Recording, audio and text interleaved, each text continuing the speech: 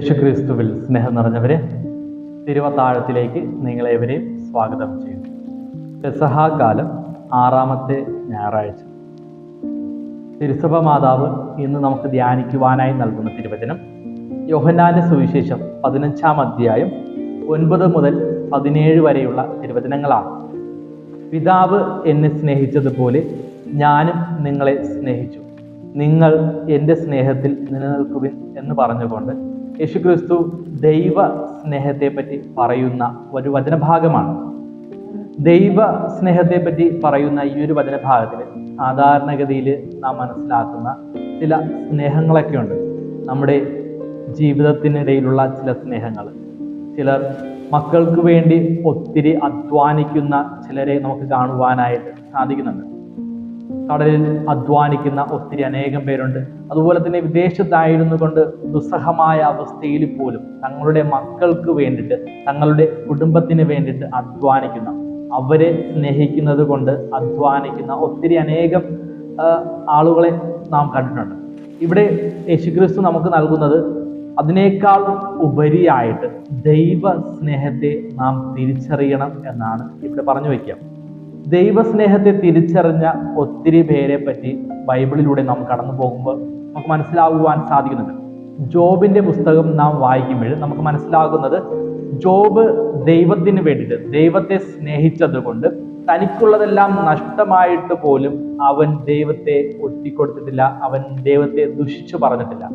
അവൻ ആ സ്നേഹത്തിന് കീഴിൽ നിലനിൽക്കുകയാണ് ചെയ്തത്. തനിക്കുള്ളതെല്ലാം, തൻ്റെ ഭാര്യ, മക്കള്, സ്വത്തുവകകൾ എല്ലാം നഷ്ടമായി. അപ്പോൾ അവരെ കൂട്ടുകാർ വന്ന് അവനോട് പറഞ്ഞു, നീ ദൈവത്തെ തള്ളിപ്പറയുക, നിനക്ക് എല്ലാം സ്വന്തമാക്കുവാൻ സാധിക്കുമെന്നൊക്കെ പറയുന്നുണ്ട്. എന്നാൽ അവിടെ പോലും അവൻ ദൈവത്തെ മുറുകെ പിടിക്കുകയാണ്. അവൻ പറയുന്ന വാക്കുകളാണ്, ദൈവം തന്നു, ദൈവം എടുത്തു എന്ന ചിന്തയോടുകൂടി അവൻ ദൈവത്തിനെ മുറുകെ ചേർത്ത് പിടിക്കുകയാണ്. ഇവിടെയും നാം മനസ്സിലാക്കേണ്ടത്, ദൈവ സ്നേഹം തിരിച്ചറിഞ്ഞ ചിലർ എന്ത് പ്രശ്നങ്ങൾ ഉണ്ടായാൽ പോലും ദൈവത്തെ മുറുകെ പിടിക്കുന്നതായിട്ട് കാണുന്നു.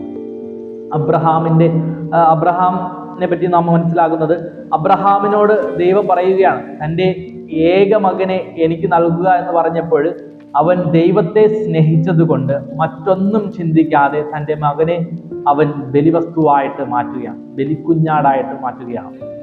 അവൻ ബലിപീഠത്തിലേക്ക് അവന്റെ മകനെ വച്ചതിന് ശേഷം വാളെടുത്ത് ഉയർത്തുമ്പോൾ ദൈവസ്വരമുണ്ടാകുന്നു, നിന്റെ സ്നേഹത്തെ ഞാൻ തിരിച്ചറിഞ്ഞു എന്ന സ്വരത്തോടുകൂടെ ദൈവം അവനെ ജനതകളുടെ പിതാവായിട്ട് മാറ്റുകയാണ് ചെയ്യുക.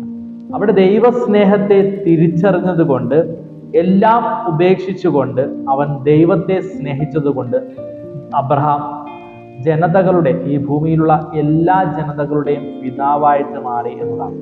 നമ്മുടെയൊക്കെ ചിന്തയിലേക്ക് കൊണ്ടുവന്നതും യേശുക്രിസ്തു കൊണ്ടുവന്നതും അത് തന്നെയാണ്. ദൈവ സ്നേഹത്തിന് കീഴിൽ ആണ് എങ്കിൽ നമ്മളെല്ലാവരും ദൈവത്തിൽ മാത്രം ആശ്രയിച്ച് ജീവിക്കും.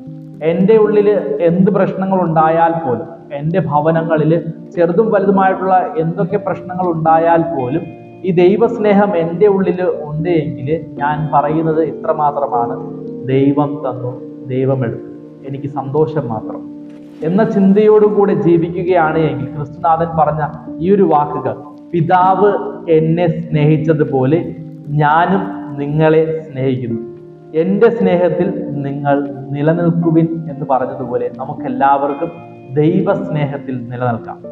ദൈവം നൽകിയ ആ സ്നേഹത്തിൽ നിലനിൽക്കുവാനായിട്ട് നമുക്ക് സാധിക്കട്ടെ. ദൈവം നമ്മെ അനുഗ്രഹിക്കും.